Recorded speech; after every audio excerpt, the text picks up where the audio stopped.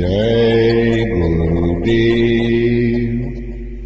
16 मार्च सन 2003 पावन पर्व होली मथुरा आश्रम पर प्रातकाल की वेला में परम संत बाबा जय गुरुदेव जी महाराज के सत्संग अमृत वचन सुनिए। रिकॉर्ड करता super recording cassette house Mahesh भाई इंदौर वाले। जय गुरुदेव।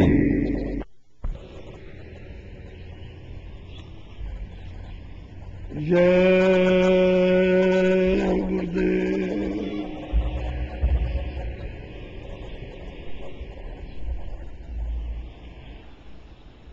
जय गुरुदेव नाम किसका,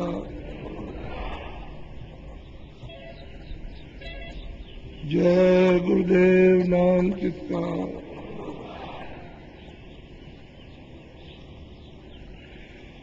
ओ जी पिया को निज घटों में,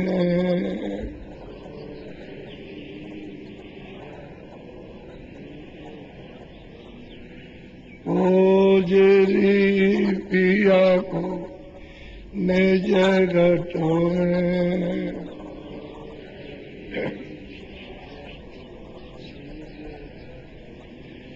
जो तुम पिया से मिलना चाहो,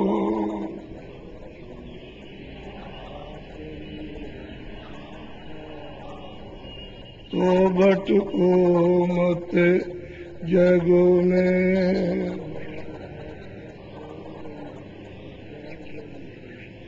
ओ जिरी पिया को निज घटों में,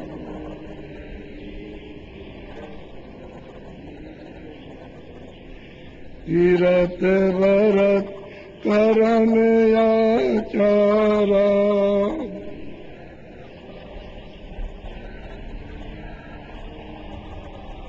यह अटकाम मग में।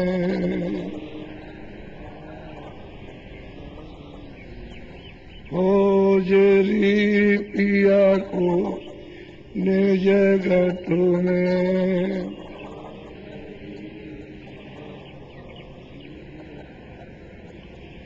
जब तक तन मिले नहीं पूरे,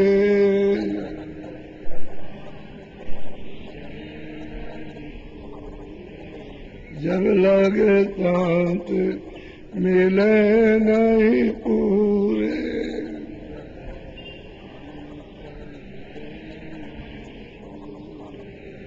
पड़े रहोगे आगों में।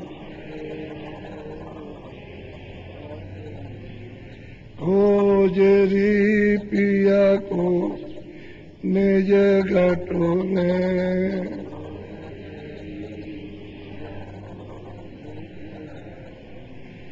नाम सुधारत कभी न पाओ,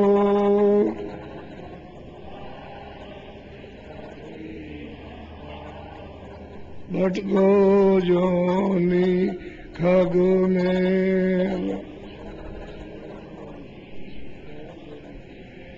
हो जरी पिया को निज घटों में,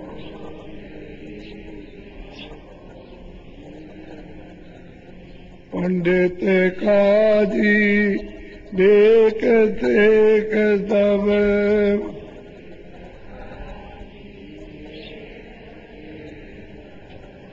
अटक रहे डग डग में। हो जरी पिया को निज घटों में,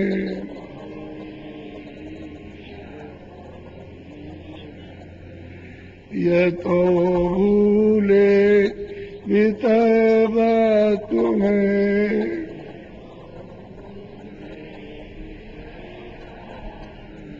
ये तो भूले बीते बात में।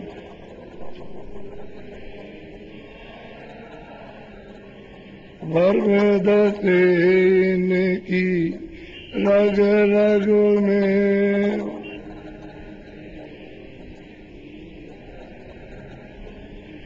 खोजरी पिया को निज गठो में,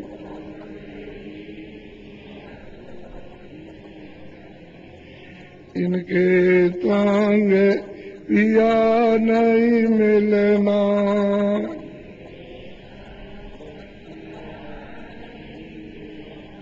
पिया मिले कऊ साध समग में,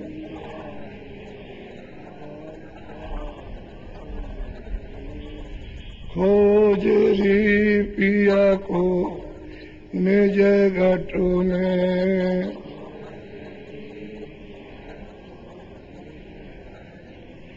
सतगुरु पूरे बहुतम जामे,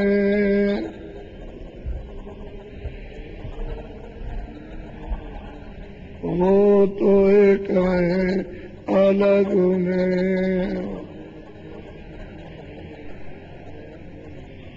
खोजरी पिया को निज घटो में,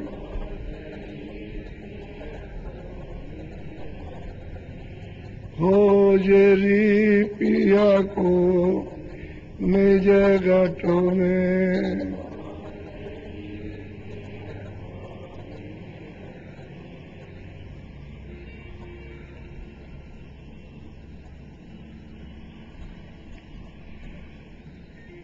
बच्चे और रुचियों नारियों,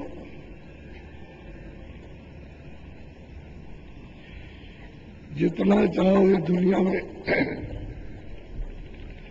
अपना फैलाव करते जाओ, जितना फैलाव करोगे उतना फंसोगे,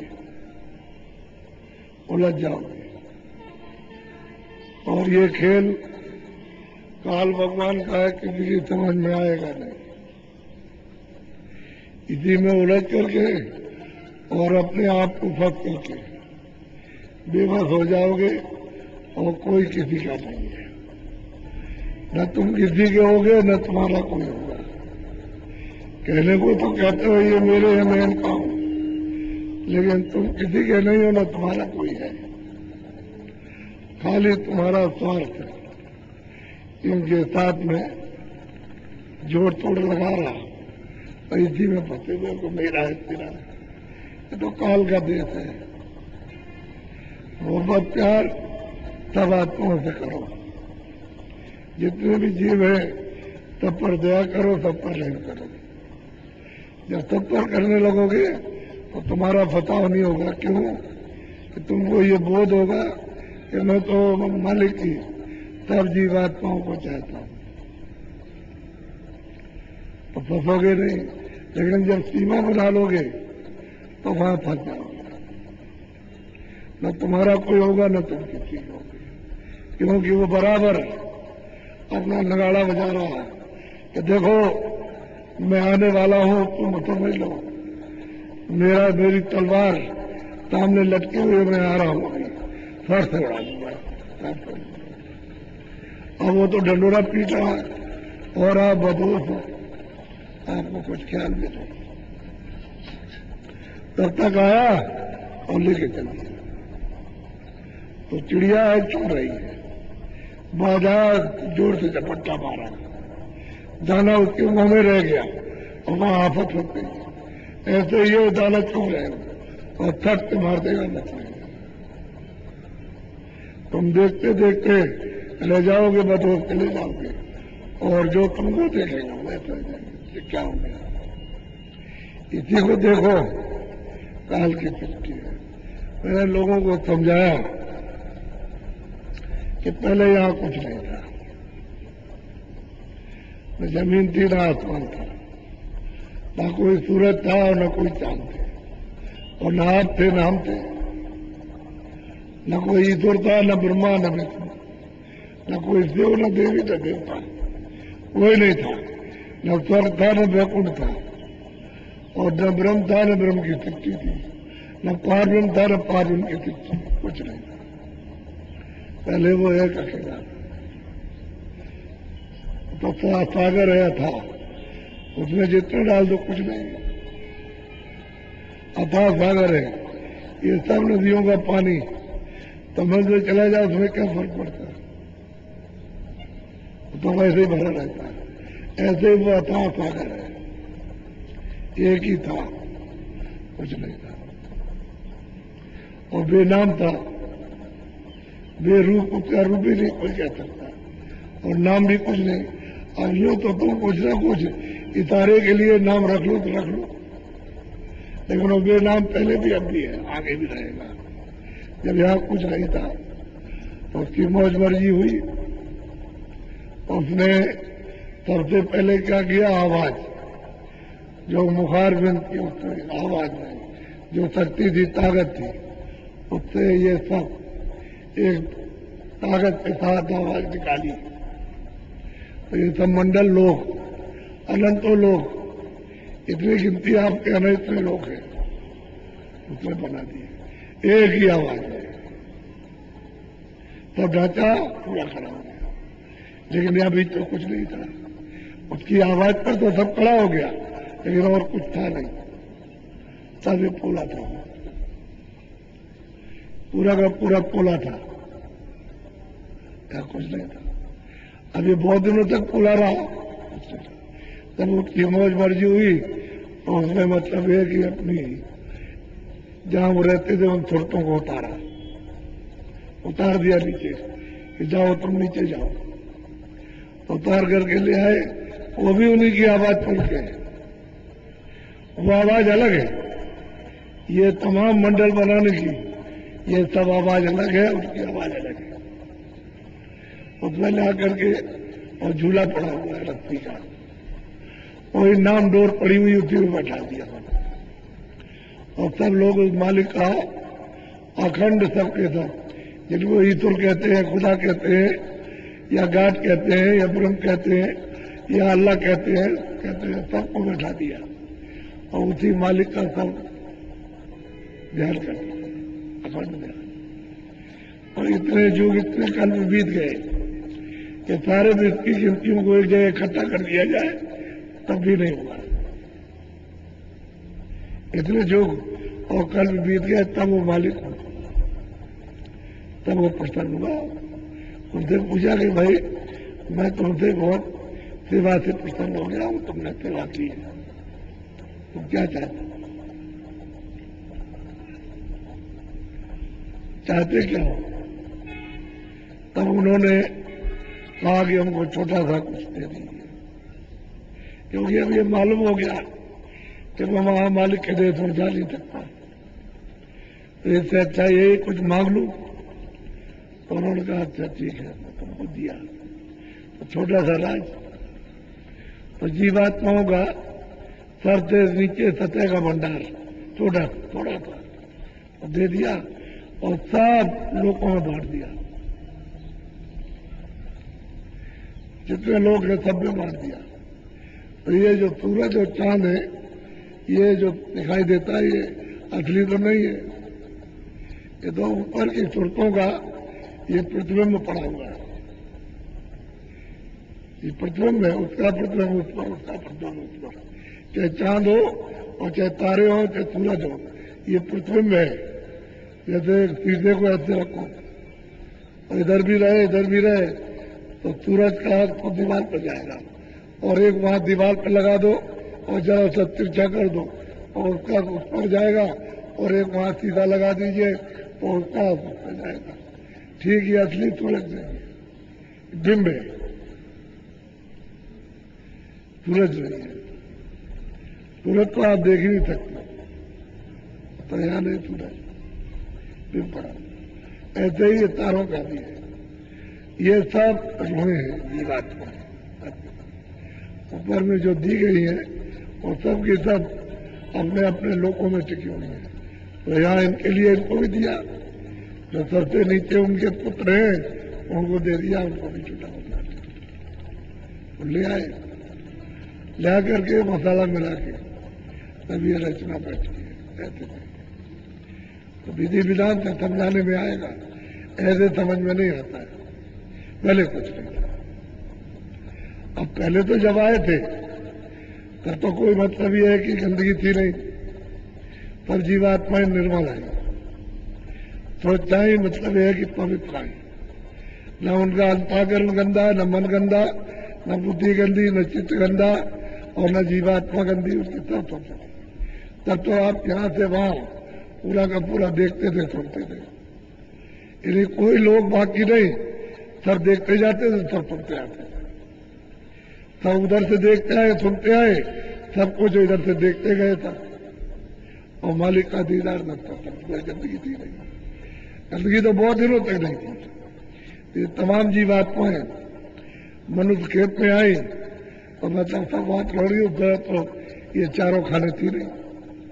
पशु पंछी, ये जल के जीव, ये थल में जो जीव रहते हैं वो नहीं, न कोई न रखते, क्योंकि विधान ही नहीं बना था। जब तक विधान नहीं बना तब तक कुछ नहीं। यही सोचते आई थी और पूरा बोलता जाते थे। समय पूरा हुआ, बात चली गया, इतना ही था। तो कितने तब तो उन्होंने कहा है, जब रामायण में त्रिकाल बोध जब से सृष्टि हुई तब से गौतमी तुलसीदास जी को जब ज्ञान हुआ देखा, तो उन्होंने कहा भाई जब सत्य का समय था तो सत्युग जोगी सब विज्ञानी थे, कोई अल्पज्ञानी नहीं था। किसी तरह का मतलब सर्वज्ञ थे, भूत भविष्य वर्तमान को जानने वाली सब थी। और समय पूरा हुआ, वापस चले गए। ये रहा। तो ऐसी कितनी खेपें निकल गई। जब ये जहाज चली गई तब इन्होंने सोचा अगर मैं ऐसा ही रहूंगा तो ये सब निकल जाएंगे, तो यहाँ तो कुछ रहेगा नहीं। तो फिर मैं अपना जो कुछ मांगा वो मैं राज किस पर करूंगा, क्योंकि इन्हीं पर तो मुझको राज कर रहा हूं। तब उन्होंने फिर ये तब अखिरा तो तैयार किया। उन्होंने फिर अपने तकियों को पैदा किया और पैदा करके यहाँ भेजा और भेज करके तपस्या कराई और फिर उनको देववाणी सुनाई और फिर उनसे लिखवाया, पूरा विधान बना दिया। और उसके बाद जब विधान बन गया तब फिर आपको अधिकार मिलेगा, तो बता के दिया, ऐसे नहीं। अधिकार पूरा आपको है, उसमें कोई कमी नहीं है। आप स्वतंत्र हो, आंख से भी हो, कान से भी हो, मन से भी हो, बुद्धि से भी हो, चित्त से भी हो, हाथ पैर से, सब भाव सब तरह से आजाद हो। अब उसने कहा कि भाई देखो ये पुण्य है और ये पाप है, ये अच्छा ये बुरा है, ये जो कुछ भी करोगे हमारे मृतलोक का नियम बन गया है, कानून बन गया और तुमको अधिकार दिया जाता है, इसको करना है, इसको मत करना। बस आपको अधिकार देके धीरे धीरे धीरे धीरे कुछ लोग चले गए बताने वाले, और कुछ आए तो कुछ और भूल गए, और जो भी थोड़े बहुत रहे वो भी चले गए और बिल्कुल ही चले गए। तो कोई बताने वाला नहीं है कि वे पाप क्या पुण्य क्या है, पुण्य का फल क्या, पाप का क्या फल, कर चले गए। फिर जब पता चले पाप क्या है, गंदगी सब की सब जवाब। ये अंताकरण है, आप आंखों के ऊपर अंताकरण है, इस आकाश के ऊपर ये दो आंख दो कान, ये नाकों का आकाश तो ये है, और तुरंत जीवात्मा इसके ऊपर बैठी, वो है तुरंत का अंताकरण। ये अंताकरण है, ये तो इसको शरीर कहते हैं, तुरंत का अंताकरण है। जीवात्मा कर रही है, वो इसका ये हृदय है। तो गंदगी तो यहाँ जमा हुई है। अब वो जो गंदगी आपने जमा की उसको तो भूल गए आप, तो आप उसको देख भी नहीं सकते हो कि भाई हमने कैसी कैसी गंदगी जमा की है। अगर आप उसको देख लेते तो साफ कर सकते थे, आपको दिखाई नहीं देगी। कर्म तो किया और जमा कर लिया, लेकिन कहाँ जमा ये नहीं देख पाया।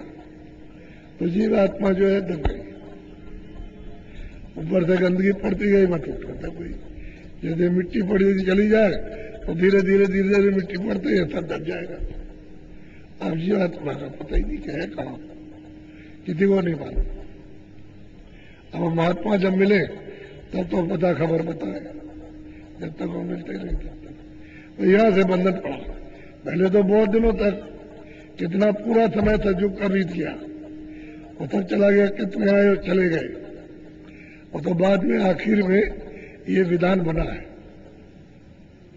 और तो जब सतयुग समाप्त हुआ और त्रेता युग लगेगा तो उस समय पर ये तैयार हो गया और आपको सुना दिया गया, दे दिया।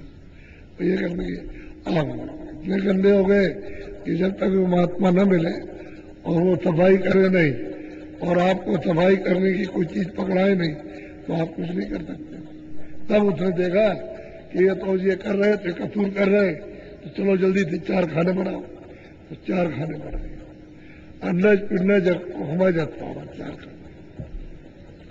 पेड़ खड़े एक खान दिया, जो पृथ्वी पर पेड़ खड़े हुए इसको कहते हैं हफ्तावर्ष।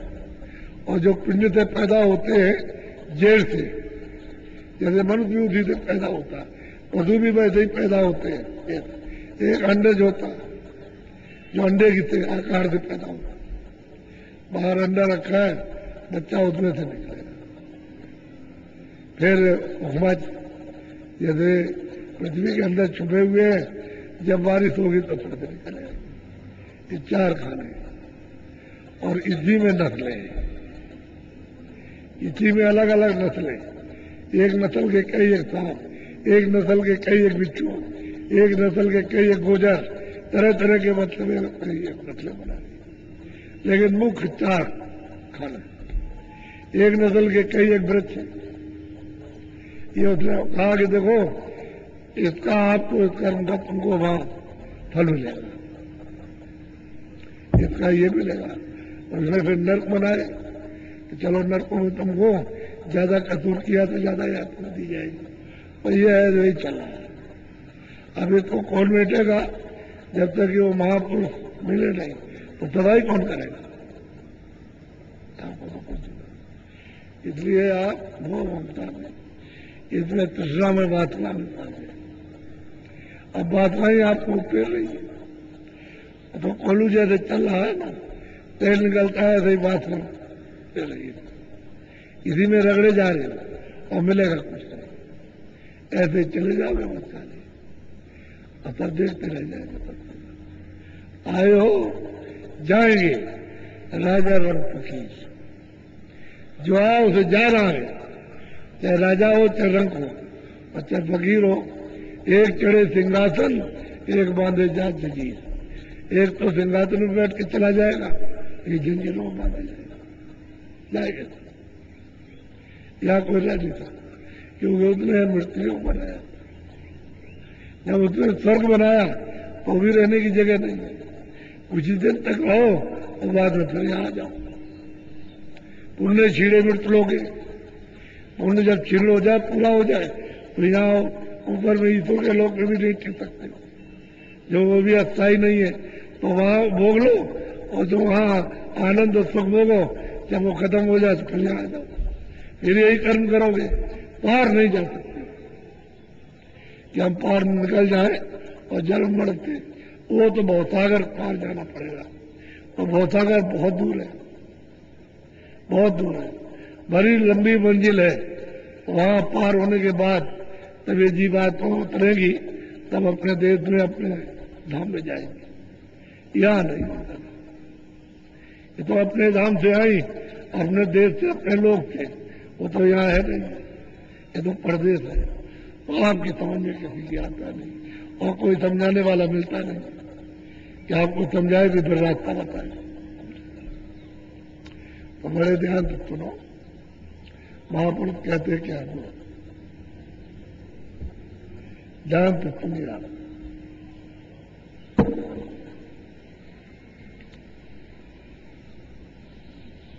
सूरत तू दुखी रहे हम जानी। अब वो कहते हैं कि भाई देख सूरत, ए जीवात्मा, ए रूह, तू मनुष्य मंदिर में बैठी है तो दुखी है।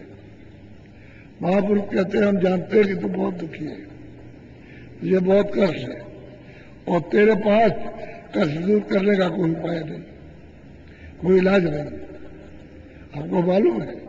लेकिन अब यह है कि तू महात्मा की खोज नहीं करती है। अगर उनकी खोज करे तो तेरी ये सब चीज समझ में आ जाए, खोज करती नहीं। हम जानते हैं तू बहुत दुखी है, तो क्यों दुखी है बोलो। हाँ। या दिन से तुम शब्द दिशारा मन संग यारी। अब वो सूरत को कहते हैं जो दोनों आंखों के सामने बैठी है, हे सूरत, जिस दिन से तूने नाम छोड़ दिया, हमने कहा था इस नाम को मत छोड़ना, चाहे जितना भी कोई प्रलोभन दे, लेकिन इसे छोड़ने नहीं, पकड़े रहना। तो तूने जिस दिन से नाम को छोड़ दिया, संत को छोड़ दिया, आवाज को छोड़ दिया, और तेरी दोस्ती मन के साथ हो। पहले तेरी दोस्ती शर्त के साथ, नाम के साथ थी, प्यार उसके साथ था, शर्त का प्यार, नाम का तेरे साथ था। और तू मन के साथ में तेरी मोहब्बत हो गई, और मन तेरे साथ में और तू मन के साथ। अब ये दोस्ती हो गई, और फिर भी छूट गया, नाम छूट गया, आवाज छूट गई जिसको पकड़ के आई थी। ऐसे तो नहीं आई, तो आवाज पकड़ के आई थी। सब जीवा ये सब की जब चली जाए तो सब पोला ही रहेगा, कुछ नहीं रहेगा, सब पोला रहेगा। क्योंकि इसमें नहीं तो उसकी आवाज है, इसमें सुनते नहीं है। जो खाका खड़ा हुआ है इसमें नहीं, बस उसकी आवाज है। आवाज सबको खींचे हुए, उसकी कसिद से सब पता हुआ, और आवाज बंद कर दे तो फिर कुछ नहीं लगता। ऐसे सूरज तो दुखी है, तो दुखी है, इसलिए दुखी है जिस दिन से, जिस समय से तूने सब को विचार दिया, नाम छोड़ दिया, और मन के साथ तेरी दोस्ती, और मन की दोस्ती इंद्रियों के साथ, कभी आंख पर, कभी नाक पर, कभी कान पर, कभी जिब्या पर, कभी किसी द्वार पर आकर के बैठता है, तो ये भटक रहा है कि इसमें कुछ समझ जाए। इसकी दोस्ती इसके साथ होगी इंद्रियों के, और इंद्रियों की दोस्ती हो गई भोगों के साथ। इंद्रियां भोग नहीं छोड़ती, इंद्रियों के गांठ को मन नहीं छोड़ता। अब क्या करे, अब तुरंत इसकी बस हो गई नाम की, और नाम छूट गया। अगर नाम पकड़े रहते तो इसमें सर्वशक्ति सर्व ज्ञान रहता, पूरा होता रहता, अपने आप को पहचानती और परखती। नाम छूट गया, अपने आप को भूल गई कि मैं कौन हूं। कभी तो कोई कहता है कि मैं हाथ पैर हूं, तो हाथ पैर को काट दीजिए, ये तो कहेगा अरे हम तो बच गए। उधर इधर काट दीजिए, कहता है चलो कोई बात नहीं, कट गया लेकिन मैं अभी बच गया। इसको इधर से उड़ा दीजिए तो कहता है अरे अभी तो बच गया। तो कुछ चीज ऐसी है जो ये बता रहे कि मैं तो बच गया, ये तो कोई बात नहीं, उसका उसे भूल रहे, क्योंकि उसने नाम को निकाल दिया छोड़।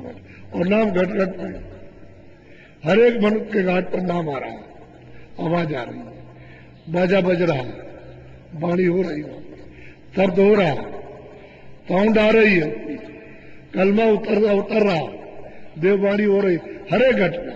लेकिन अब तुम्हारे कान और आंख बंद हो गए, और तब क्या किया जाए? वो जब तक नहीं खुलेंगे तो घाट साफ नहीं होगा। घाट साफ हो जाए तो खुल जाए, जो बाणी हो रही तो सुनने को मिल जाएगा। फिर आप पकड़ लो तो चढ़ जाओगे, क्योंकि उसकी आवाज आते ही रोशनी हो जाएगी, प्रकाश हो जाएगा, अंधेरा चला जाएगा। अंधेरा रहने वाला नहीं, आवाज आते ही उड़ा देगी सब, जो कुछ भी गंदगी है पाप उनकी सबको छाट को साफ कर देगा, उसका काम ही है। जब वो गंदगी साफ करेगी, गंदगी साफ हो गई तो प्रकाश हो जाएगा, प्रकाश होगा तो दिखाई देगा। तो अंदर भी उसी को तीसरी आंख कहते हैं ज्ञान, शिवनेत्र कहते हैं दिव्य दृष्टि, सबके पास, तुम्हारे सबके पास है तीसरी आंख। दो आंखें सबके पास है, दो कान, दो नाक है, एक कान और एक आंख है, तुम्हारे सबके पास है। अब उसी को खोलने की जरूरत है, उसका रास्ता महापुरुषों से मिलेगा। जिस दिन से तुमने शब्द को छोड़ दिया है, विसार दिया, भूल गई, और तुम्हारी दोस्ती के साथ और मन की दोस्ती इंद्रियों के साथ, इंद्रियों की दोस्ती वो के साथ स्थिति पीड़ित है, क्योंकि तुमको अपना रस समझ नहीं रहा, अपना आनंद नहीं मिल रहा। जब अपनी चीज नहीं मिलेगी तो दुखी रहोगी आप, क्या करें? तुरंत विचारी क्या करें? बोलो।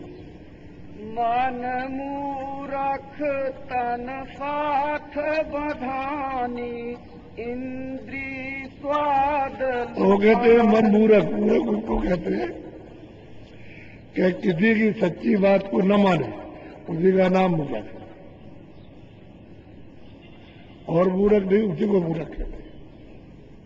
कि कोई सच बात कहता हो उसको नहीं मानना, इसी का नाम तो मूरख है।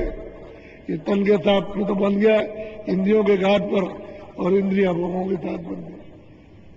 अब छुड़ाने वाला और बताने वाला कोई नहीं बता रहा कि भाई तुमको इससे कुछ मिला नहीं और न तुमको मिलेगा, और इसी में कूदती रह जाओगी। तुम्हारा सच्चा आनंद, सच्चा सुख तो तुम्हारे अंदर है।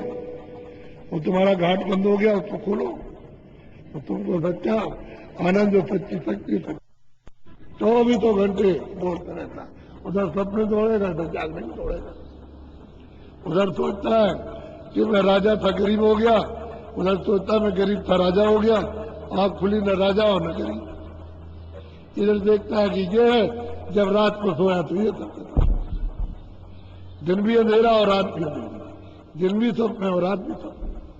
तो ये मूर्ख के साथ तेरा संबंध हो गया, और नाम तेरा जो आने जाने का रास्ता था, आने जाने की जो डोर थी, चढ़ने की सीढ़ी से छूटी। अब यही भटका खा रही, भरम नहीं, यही जलनती, यही बढ़ती। अब कोई उपाय तो की बात है, बोलो। कुल परिवार सभी दुखदाई, इन संग रहत कितना भुला। प्यार से समझाते हैं कि कुल परिवार जितने भी हैं, अपने कुटुंब है, जितने रिश्तेदार भाई बंद है, ये कोई मतलब तुम्हारे हितैषी थोड़ी है।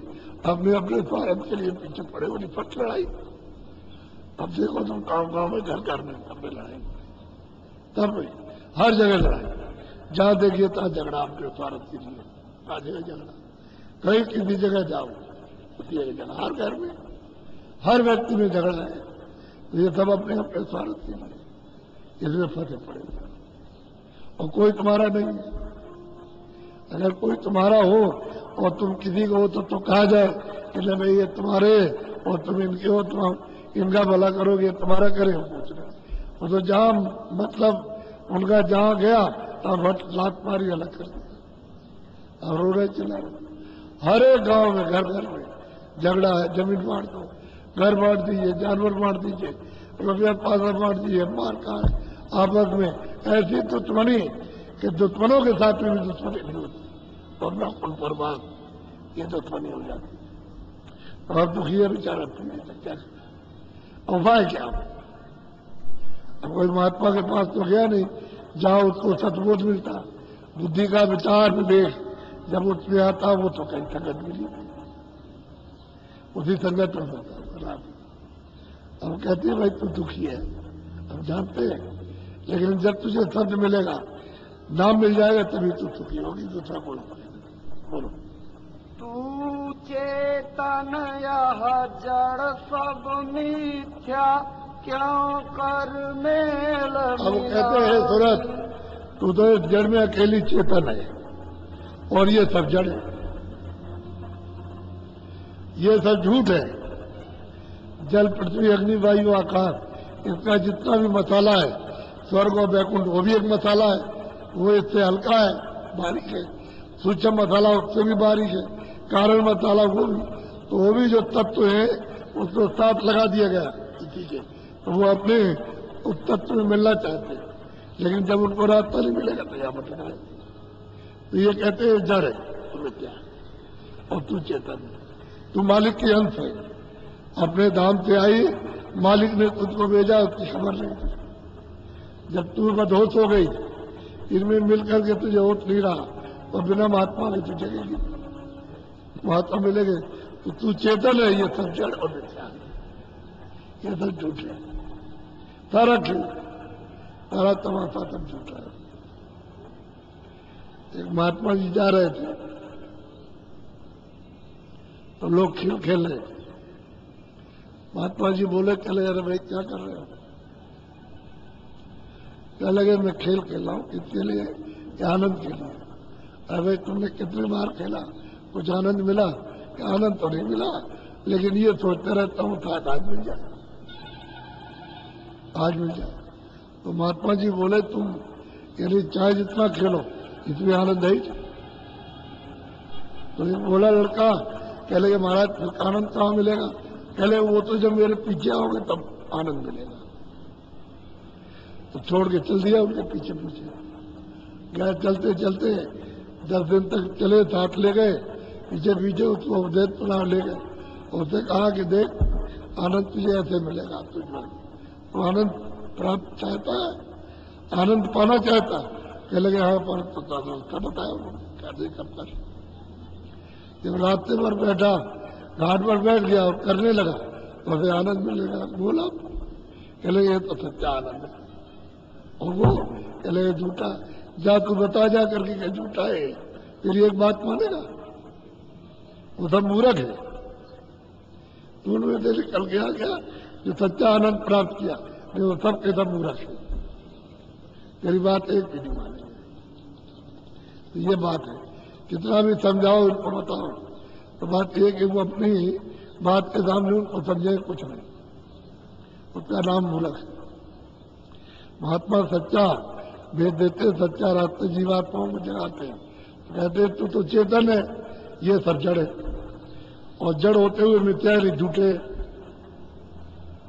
तो तेरा इनसे मेल कैसे होगा?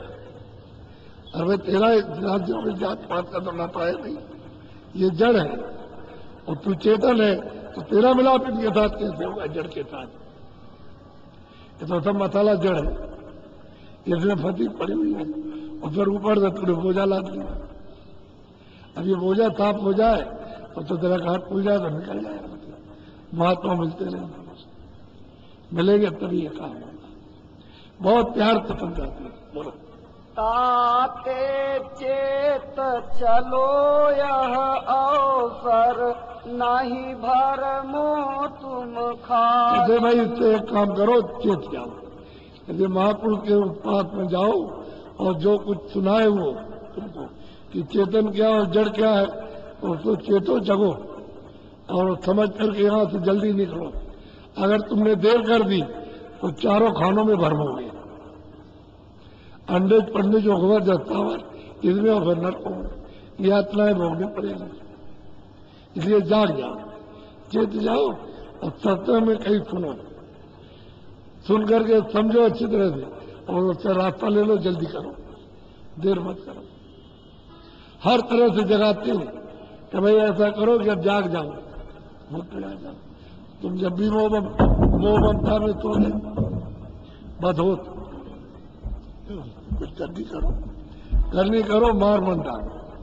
इंद्रिय रोग द्वारा कुछ करनी कर लो, यदि दरवाजे पर बैठ करके थोड़ी मेहनत करो, ध्यान दो, तवज्जो दो। तो बुल्ला साहब थे,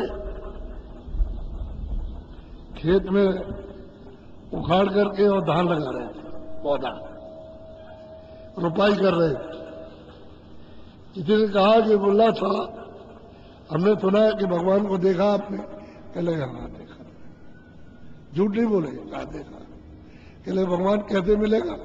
कहले देखो इधर से ये उखाड़ो, इधर लगा दो, इतना ही काम है, इतना ही मिल जाएगा। इधर से ये पौधा उखाड़ा और इधर लगा दिया बस। उसका मतलब क्या है कि इधर से ध्यान हटाओ इस संसार की तरफ और इधर लगा दो, इतने में काम हो जाए। इतने इधर घाट पर ले आओ, यहां लगा दो, इधर से उठाओ, इधर लगाओ।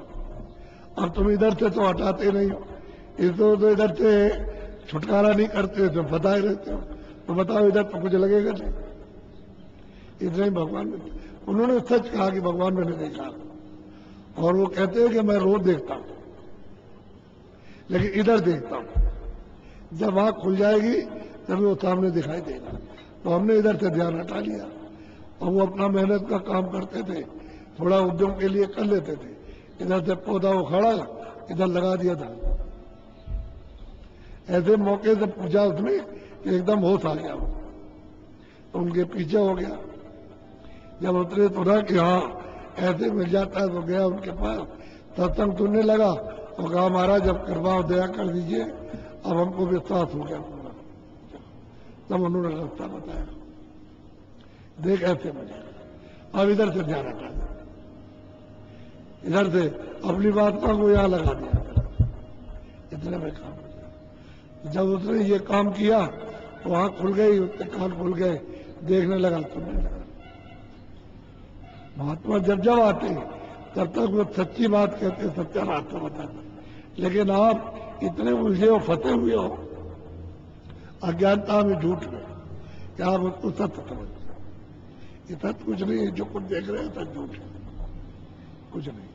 इसलिए कुल परिवार सभी दुखदायी, सबके सब ये दुखदायी, ये कोई सुख देने वाले नहीं। बोलो सत्संग करो, सत पद खोजो, सतगुरु प्रीति समान। देख क्या करो, सत्संग करो। जहां सत्य से मिलाने का, जहां सत्संग होता है वो पहले करो, सत्संग करो और सत्य की खोज करो। कि मैं इसलिए आया हूं कि वो सत्य को पाना चाहता हूं। जब ये मालूम हो जाए कि यह सत्य का रास्ता मिलेगा तो कहते हैं सतगुरु प्रीति समान। अरे मछली जल में रहती है तो उसका प्रेम किससे होता है? जल से, जल से होता है, बेजल होती है, जल के वो रह नहीं सकती। जरा सा निकालिए तो छटपटाने लगेगी। तो कहते हैं भाई सत्संग करो, जब पता चले कि सत्य ऐसे मिलेगा, ऐसे देखोगे सुनोगे, तो फिर मतलब ये है कि कौन बताएगा? जब वो रास्ता बता दे तो कहते हैं अपना प्रेम मुक्ति करना, सचमुच से, सच्चे गुरु से, जो मालिक को पा चुका है उससे प्रेम करो। जब उससे प्रेम करोगे तो तुमको उनके हो जाओ, अपना कपड़ा उनको दे दो, इस तन रूपी कपड़ा है। कहो महाराज ये तो हमने इतने बड़े बड़े गंदे डंदे काम किए और तमाम गंदगी जमा कर ली है, अब आप इसको ले लीजिए, जैसे चाहे फटोड़िए, पुछकिए, पटकिए, कुछ कीजिए, इसको साफ कर दीजिए। जब उनसे प्रेम हो जाएगा तो साफ कर लीजिए। तुमको आना कानी की क्या बात? कपड़ा देते हो अपना आपा, तो धोबी को सौंप देते हो, देख धोबी हमारा कपड़ा ये जो है गंदा है, दाग लगे तो साफ कर देना कि हाँ भाऊजी साफ कर देना। तो जाता है, क्या करता है, उससे क्या मतलब? आपको तो साफ करके दे देगा। ऐसे ही तन रूपी कपड़ा जो गंदा हो गया कर्म करते करते, पाप और पुण्य, अब इसको किसी को दे दो थोड़े दिन के लिए तो वो साफ धो धा करके ठीक कर देगा। फिर कहेगा लो तुम्हारा मन है, तुम्हारे पास बुद्धि है, तुम्हारा चित्त है, ये सब कुछ तुम्हारा आप करो, सफाई कर देगा। फिर जब आप करने लगोगे तुम्हारे मिल जाएगा। इसलिए कहते हैं मन बुद्धि चित्त अंतःकरण जीवात्मा निर्मल हो जाए तो मुझे देखेगा, तो मुझे पालेगा। अब तुलसीदास ने ये तो किया कि हमेशा मतलब ये है कि बचपन में इच्छा करते रहे दर्शनों की कि कोई महात्मा मिल जाए, ऐसे ही इधर उधर देखते दाखते और मिल गए, उनको बता दिया। कहा बेटे रास्ता तो ये है, रोता क्यों है? अंदर बैठ के रो, किसी को दिखाने का काम नहीं, घाट पे बैठ जाए यहाँ और रो, उधर अंदर में मिलूंगा। जब तेरी आँख खुलेगी तो तुम मुझको देखना, मैं तो उससे मिलूंगा। साहब कहा घर में करते रहे और 14-15 साल के अंदर ही अंदर उन्होंने प्राप्त कर लिया और फिर दूसरों को प्राप्त कराया। बोलो नाम रतन गुरु दे बुझाई, उलट चढ़ो। अब कहते हैं भाई नाम का धन, इन जीवात्माओं का धन क्या है? नाम। उनका धन क्या है? जीवात्माओं का शब्द है, आवाज है। कहते हैं ये कौन देगा? कले कौन देंगे? कब देंगे? जब आप सत्संग करोगे, वो पता चलेगा। बस सत्य कैसे पाया जाएगा? जब वो बता दे, नाम वेद को बता दे, तो कहते हैं उलट जाओ, उलट चलो। आसमानी इस आकाश के ऊपर में बड़े बड़े आसमान, ये तो कुछ नहीं है, ये तो इतना सा है। आपको ये जो कुछ देखते हो सारा दिन बस इतना सा, बस ऊपर जा करके तो मालूम होता है कुछ ही नहीं। यहाँ तो पता चलेगा कि ना होते कि बहुत सारा तो तार बहुत बड़ा है और ऊपर जाने पर कुछ भी नहीं, जैसे मच्छर है उसी में सब चीजें दिखाई देती, सब चीजें, कोई चीज छूटती नहीं होती, सब दिखाई देता है। तभी तो महात्माओं ने देखा खड़े होकर के और कहा कि मैं वहां खड़ा हो गया तो मैंने स्वर्ग देखा, मैंने वैकुंठ देखा, मैंने मतलब ये कि देखा नरक देखा, कैसे आदमी निकाले, जीवात्माएं कैसे निकाली जाती, कैसे डाली जाती, कौन हिसाब करता, कैसे इनको 4 खानों में ले जाते, नरकों में, क्या वहां खड़े होकर के देखा। तभी तो उन्होंने बताया। अगर देखते नहीं तो बताते क्या। ऊपर जा करके ये बिल्कुल सिमट कैसे हो जाए। आप ऊपर जाओ हवाई जहाज से तो ये तमाम चारों तरफ, यहाँ तो दिखाई नहीं देता, लेकिन ऊपर जाओ चारों तरफ यानी सैकड़ों मीलों का दिखाई देता है कि सामने ये बत्ती चल रही है। बिल्कुल मालूम होगा ये सामने चल रही है। और यहाँ आइए तो मालूम होगा 200 किलोमीटर है, इतना पता।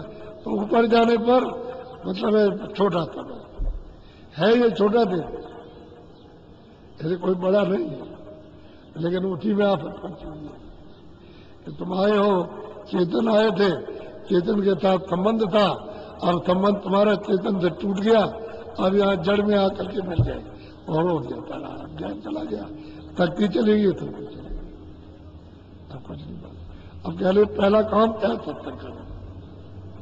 जब वो सत्य का संदेश थे तो उसको खूब तेज करके सुनो, समझो, और फिर उनसे वो रास्ता ले लो और फिर कमाई कर लो, तो जल्दी काम हो जाएगा। जब रास्ता मिल जाए, तुमको भेद मिल जाए उसका, तो उलट चलो आसमान, अब वापस हो जाओ, जिधर से आए तो उसी नाम को पकड़ के वापस हो। जैसे ही आंखों के ऊपर गए, बस एकदम से खुले हुए मैदान, खुली हुई रचना, अद्भुत अद्भुत रचना, और प्रकाश में होता तो मैदान पर, अंधेरा तो यहाँ है पानी। कहते फिर उलट चलो, यहाँ तो तुम्हारा घर है, ये तो जड़ चीजें हैं, उनका ही स्थान, चेतन का नहीं। चेतन तो जड़ में मिला दिया, अगर वो साफ कर ले तो ये जड़ चेतन छूट जाए। इसलिए जड़ चेतन ग्रंथ पड़ गई, तुरंत की जीवात्मा की गांठ इस जड़ के साथ में बंध गई। यदि बिल्कुल झूठी है, लेकिन इसका खुलना बहुत मुश्किल है। अब महात्मा मिले तो खुले, जब उसको नाम भेद मिले और नाम को पकड़े, तब तो वापस लौटे, अब तो भेद खुल जाए। नहीं अगर नाम को पकड़ती है तो ठीक है। बोलो, इतना काम करो तुम अब की, फिर आगे की सतगुरु। कहते भाई इतना काम तो करो कि घाट पर बैठ जाओ, और ऊपर से जो आवाज आ रही है 24 घंटे आ रही, कभी बंद नहीं होती है, उसी को पकड़ लो आप। कहते हैं भाई घाट पर फिर गुरु काम करेगा, आपको ले चलेगा, क्योंकि अंदर तो सब रास्ता दिखाना बताना नहीं, अंदर ही तो मुश्किल है। अंदर तो इतनी भारी रचना है कि खड़े होकर के देखते रहोगे तो हटोगे नहीं। यहाँ एक चीज देखते रहते बच्चे, तो माँ बाप उसको कितना हटाना चाहे और तरीके लेगा, और देख लेने दीजिए, और देख लेने दीजिए, तो देखता रहता। वहां तो विचित्र रचना है, तो वही देखने में लग जाओगे आप। वो गुरु जब मिलेगा वो रास्ता बताएगा, चलो, तब वो आगे नहीं चलता है। ये बगैर गुरु के उधर कोई नहीं जा सकता, गुरु की जरूरत है। और गुरु वही है जो रास्ता देख चुका है, उसी का नाम है। जो मालिक के पास आता जाता है उसी का नाम। बोलो, सतगुरु स्वामी कहन संभारो, दुख छूटे सुख मिले। अब आते हैं जब महात्मा तो कहते हैं कि भाई मेरी कहन को जो मैं कुछ कहता हूँ समझाता हूँ तो मान लो, तो तुम्हारा ये मतलब ये दुख छूट जाएगा, तो सदा के लिए सुख मिल जाएगा। क्योंकि अपने देश में अपने घर में वही सुख मिलेगा, वही आनंद मिलेगा, वही निश्चिंतता है। और वो मतलब अब चल धाम है, कभी चलायमान नहीं होता, अस्थायी है। जब वहां से तुमको एक बार पहुंच गए तो वहां से कोई निकाल नहीं सकता।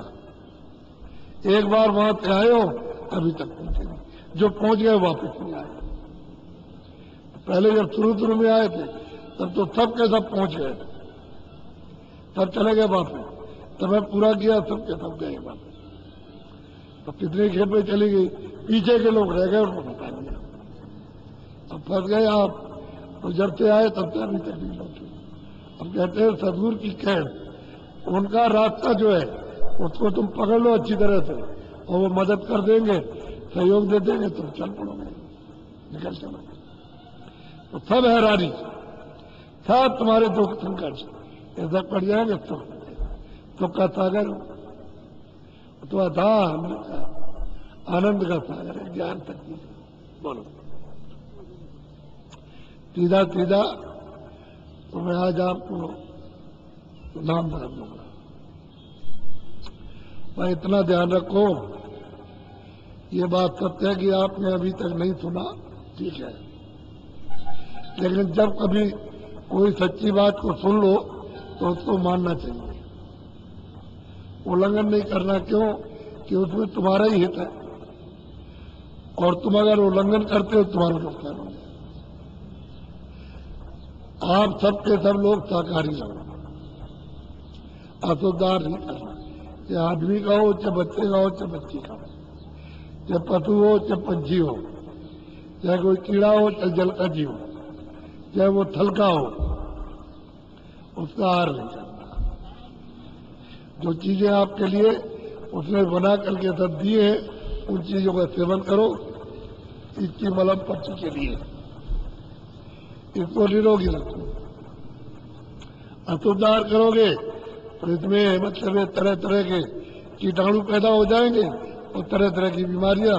फिर तुम चाहे इतनी दवा खाओ, वो दवा काम ही नहीं करेगी। अस्पतालों की अब कमी नहीं है, दवाओं की कमी नहीं है, और भी नई नई दवाएं बनती जाती है, लेकिन लागू एक भी नहीं होती, लाभ नहीं करती, आप फायदा नहीं होता, क्योंकि तुमने अशुद्ध आहार का यही नहीं। पहले जो डॉक्टरों से पूछो कि जब वो किसी का चीरफाड़ करते हैं, मवाद को निकालते हैं, तो कितने बार साबुन लगा करके, और फिर कपड़े से पोंछते, फिर साबुन लगाते, फिर कपड़े से पोंछते, फिर साबुन लगाते। भाई उनसे पूछा गया बच्चों कि भाई कीटाणु आ जाएंगे, तो तुम अशुद्ध आहार करोगे तो सीधा तुम्हारे खून में कीटाणु पहुंच जाएगा, बीमारियों का भंडार खुल जाएगा। शुद्ध आहार करो, सब्जी है, फल है, दूध है, घी है, अनाज है। आपको भूख लगे दिन में आप 10 बार खाओ, 20 बार खाओ। अच्छे जो कपड़े बनाओ, मोटे महीन कपड़े पहनो, अच्छी झोपड़ी हो, अच्छा कोई मकान हो, उसमें आप लोग कोई बड़ा थोड़ी करता। हम तो साधु बना नहीं रहे कि चलो भाई खेती करो, दुकान करो, सब तरह का काम करो, उसको करो आप, लेकिन ईमानदारी मेहनत के साथ करो। ईमानदारी मेहनत घर में बच्चों से चाहते, बच्चों से ये देखो ईमानदारी मेहनत के साथ रहना, झूठ मत बोलना, चोरी मत करना, झगड़ा मत करना। ये आपस में भाई बहन लड़ जाए तो उनको मना करते हो कि अब मत करना है था, तो झूठ मत बोलना, लड़ना नहीं। तो ये सब सिखाते हैं आपको, तो महात्मा सबको सिखाते हैं, उनके लिए तो सभी बच्चे हैं। जो अबोध है वो सभी बच्चे, सभी अज्ञानी है, सबको कहते हैं कि काम मत करना, लेकिन आप उस काम को करते हो, सहकारी रहो। हमने तो कुछ ऐसी बात नहीं की कि आपको कोई तकलीफ हो जाए, भाई आराम से रहो आप, और शरीर को स्वस्थ रखो, और इसमें कुछ मजा है नहीं। वो भी तुमने देख लिया, गृहस्थी में 2 बच्चे पैदा किए, 4 किए, और 10 कर लिए, और सब देख लिया, तो उसमें तो कोई और मजा होने वाला नहीं, तो उसमें तो कुछ और निकल आएगा। तो आपने सब देख लिया अच्छी तरह से, कुछ कोई आनंद नहीं। अब आप उनसे परेशान हो गए कि अब खर्चा कैसे पूरा करें, 10 हो गए, लड़कियां अलग हो गई 5, और 5 बच्चे हो गए, तो मतलब उनकी बात शादी के लिए उनका पैसा, उसके लिए अलग चिंता, उनको अलग, उनको सुनाते तो बड़ी हो गई, और तो क्या तूने हमारे घर में जन्म लेना था, तो उसको सुनाते वो दुखी, भाई अलग दुखी है कि कुछ बचेगा नहीं तो हमको मिलेगा क्या, और सब परेशान, सब उसमें भी कोई मजा नहीं, समझ किसी को मजा नहीं है, यह है ही आनंद, और तुम उसी में ढूंढते रहते हो, उसी में खोजते हो। ये तो धोखा है, मूर्खता है। साकारी रहो, तो दार करो। जैसे 2 दिन के लिए, 4 दिन के लिए आप आ गए, तो अभी 4 दिन के बाद या 2 दिन के बाद या 1 हफ्ते बाद आपके घर चले जाओ। तो किस लिए आए हो? सत्संग सुनने के लिए, कि हम कुछ भी इधर उधर होते हो और भूल चूक होती हो तो अपने सुधार लें। तो सुधार के लिए आए, और भजन में, ताकि हमारी लगन और तेज और जोर शोर से हो जाए और भजन करने लगे। फिर हम सफाई शुद्धि के लिए, कि हमारी सफाई शुद्धि हो जाए, जो कुछ हमने किया है हम लाद रखा, तो दया हो जाए, कृपा हो जाए, तो जल्दी से साफ हो। इसलिए आते हो, फिर चले जाते, तो आना जाना। ये तो कोई ऐसी रिश्तेदारी में भी तो जाते हो। अरे घर से आदमी बाहर जाता है, चलो मुंबई अस्पताल है, वहाँ डॉक्टर बहुत अच्छा है, यहाँ बीमारी ठीक नहीं होगी तो वहाँ ले जाते हो और 2-2 4-4 महीने लगा देते हो। अरे भाई ये तो आत्म बीमारी है। जीवात्मा मालिक से भी छुड़ गई, सबसे बड़ी बीमारी है कि वो कैसे अपने घर जाएगी, उस मालिक को कैसे प्राप्त करेगी। तो वो तो किसी महात्मा के पास में जो इसका वेद जानता, जो डॉक्टर है, जो वेद है, वो आपको बताएगा जो सब। इसलिए अच्छा करेंगे। और कपड़े के लिए मना किया नहीं, अनाज सब्जी फल दूध घी के लिए मना नहीं किया, मकान के रहने के लिए, काम काज खेती दुकान दफ्तर मजदूरी के लिए मना नहीं किया। बस यही तो कहा कि शाकाहारी लेना, और वो तुम्हारे लिए विनाशकारक है, क्योंकि वो तो सब आपको हमने लोगों को भी समझाया कि तुम सब जातियों के लोग बैठे हो, और गरीब भी हो और अमीर भी हो, पढ़े लिखे ब्राह्मण भी हो, मुसलमान भी हो, ये छोटे। अगर ये बताओ तुम्हारी उंगली काट दी जाए, एक का पैर काट दिया जाए, मुसलमान का इसकी टांग काट दी जाए, किसी का कान काट दिया जाए, किसी नाक काट दी जाए, तो तुमको दर्द होगा कि नहीं होगा? बोलो, होगा दर्द। अब ये बताओ कि यही तुम्हारा मन, यही तुम्हारी बुद्धि, यही तुम्हारा चित्त, और यही तुम्हारे प्राण, और यही तुम्हारी रूह, यही सूरत, यही जीवात्मा अभी रात को निकाल करके और उसमें बंद कर दी, उस मुर्गे में, उस बकरे में बंद कर दी, उस सांप में बंद कर दिया जा करके, और फिर तुम उसकी पूंछ काटो, तुम उसके मतलब है कि पैर काट डालो उसकी, तो बताओ तकलीफ होगी कि नहीं? तो जीवात्मा तो यही है, मन यही, बुद्धि यही है, चित्त यही, प्राण यही। ये कैसे समझ लिया कि उसको तकलीफ नहीं होगी? ये तो समझना चाहिए कि तुम ही तो पहुंचाए गए वहां, ऐसे तो वहां पहुंच नहीं गए, तो मिल गई सजा, तो सजा भोग रहे। तुम्हारा अधिकार उनको मारने का नहीं है, चाहे पशु हो चाहे पंछी हो, कोई हो, उसकी बनाई हुई चीज तुम बिगाड़ नहीं सकते। वो बनाएगा, जिसने बनाया वो अपने आप बिगाड़े, तुम उसके बीच में ठेकेदार तुम बनते हो, तो फिर आपको सजा मिलेगी। तुमने बनाई हुई हमारी चीज को बिगाड़ दिया, तुमको सख्त सजा मिलेगी। तो बताओ उसकी सजा से बच जाओगे? तुम्हारे पास कौन सा इलाज है? ये आपको बताया जा रहा। इसलिए शाकाहारी हो, जीवात्मा पर रहम दया करो जितना बन सके। एक दाने का बन जाए सुधार जाएगा, नहीं बन सकता, तुम्हारे पास सामर्थ्य नहीं तो कुछ मत करो, दुख मत दो, सीधा सीधा काम। एक दिन में जा रहा था इधर, एक बैठा और बोझा लदा तो मार रहा था, तो हमने पूछा, हमने भाई क्यों मार रहे? तुमने सोचा है कि बुखार तो नहीं चढ़ा? कि हाँ, ये तो मैंने देखा कि पानी नहीं पिया और कुछ खाया नहीं, तो तुम बोझा इतना लाद के जा रहे और 10 डंडे दे उसके मुंह में और 10 उसकी टांग में, तो बेचारा क्या कह सकता? तुम मार लगाते हो।